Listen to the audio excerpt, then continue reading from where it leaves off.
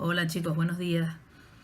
Bien, dado que yo no puedo, por motivos personales de salud, no puedo estar ahí, pues bueno, voy a intentar grabar unos pequeños vídeos explicando un poquito qué es lo que vamos a hacer en el tema, ¿de acuerdo? Bien, en este tema que nos toca ahora, el tema 7, vamos a hablar de las plantas. ¿Qué es eso de las plantas? Pues ya hemos visto que hay 5 reinos: el reino monera, el de las bacterias; el reino protoctista, que está formado por protozoos y algas; el reino fungi o el reino hongos; y el siguiente en la escala de evolución es el reino de las plantas. Las plantas no son más que algas que evolucionaron y llegaron a poblar incluso lugares muy poco cómodos del planeta. Por ejemplo, en los desiertos hay plantas. Algunas no es un bosque, pero bueno, hay plantas. Entonces vamos a ver cuáles son sus características y qué las diferencian del resto de los reinos.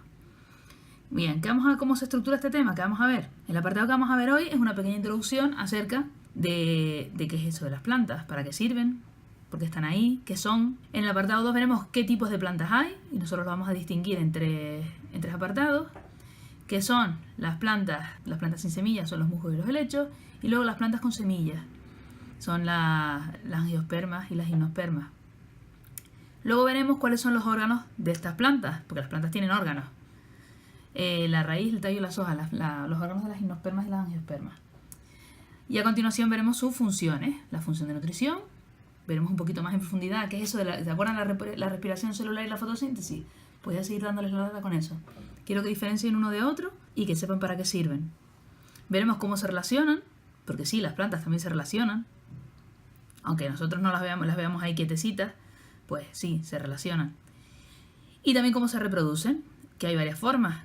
Hay una reproducción que no necesita semilla, asexual, y hay una reproducción en la que sí necesitamos polinizar y fecundar una semilla para formar un fruto y que luego germine. Bien, vamos a dar comienzo y, como ven, el primer apartado es muy cortito y básicamente es de repaso y son cosas que ustedes ya saben. La primera frase que aparece ahí, la primera oración, mejor dicho, nos da una definición de planta. Cuando yo les diga qué es una planta, esa es la definición que ustedes me tienen que dar. Una planta es un ser vivo pluricelular, porque si fuera unicelular estaríamos hablando de una alga, no de una planta. Es un ser vivo pluricelular, eucariota. ¿Qué significaba eucariota? Sí, exacto, que su material genético no está disperso por el citoplasma, sino que está encerrado dentro de una membrana, formando el núcleo. Y son autótrofos, es decir, que realizan la fotosíntesis, que son capaces de generar su propio alimento, sus propios nutrientes, mejor dicho, sus propios nutrientes, no su propio alimento. ¿Qué pasa? También sabemos que pueden realizar pequeños movimientos, por ejemplo, las raíces de la planta se mueven bajo la tierra y van creciendo hacia lugares más húmedos, pero no se desplazan. Ustedes no ven una planta caminando por el monte, ¿verdad? Pues no se desplazan, pero sí que realizan pequeños movimientos. Y también son capaces de crecer y desarrollarse durante toda su vida. O sea, desde que yo planto, yo qué sé, por ejemplo, a mí me gustan los tulipanes, pues planto un tulipán, yo voy viendo cómo ese tulipán crece hasta que sale la flor. Y por último, como ustedes ya saben, las plantas tienen células vegetales, y al tener células vegetales, una de sus características es que presentan pared celular. ¿Y de qué está hecha esa pared celular? De celulosa. Bien, ¿qué más? Todas ellas realizan funciones vitales. Son capaces de nutrirse gracias a la fotosíntesis y también eliminan sus residuos. Les recuerdo que nosotros respiramos uno de los residuos de las plantas. ¿Qué más? También se relacionan con el medio. Ya veremos que algunas de una forma bastante peculiar, pero se relacionan.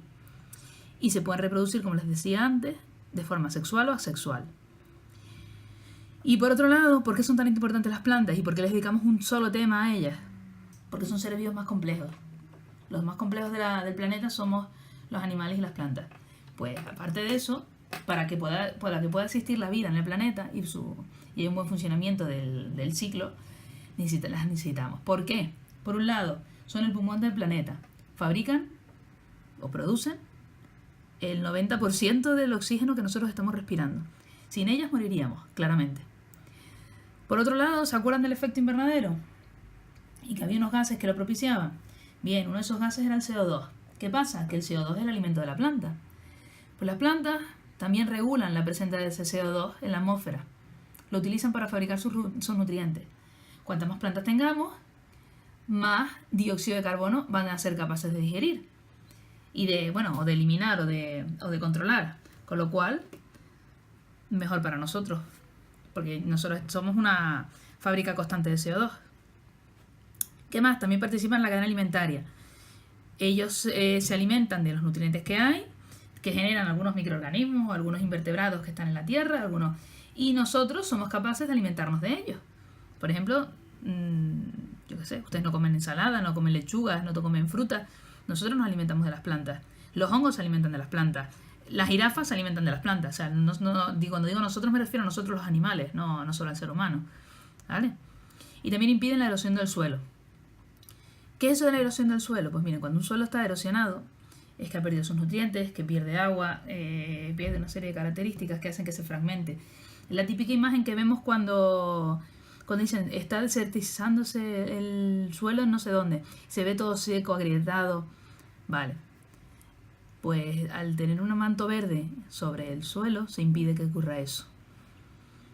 Y crece la vida, es el hábitat de muchos seres vivos, no solo de plantas, sino el suelo es el hábitat de muchísimos seres vivos. El suelo en sí es un ecosistema, con lo cual, impidiendo su erosión, estamos manteniendo la vida.